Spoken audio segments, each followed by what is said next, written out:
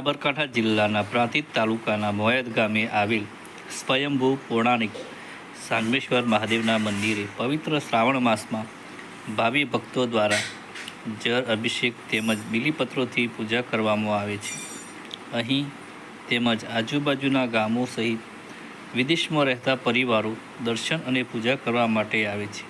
મહાશિવરાત્રિએ મેળો ભરાય છે. ભાવિ ભક્તો દ્વારા સવાર સોજ 2 ટાઈમ આરતી કરવામાં આવે છે.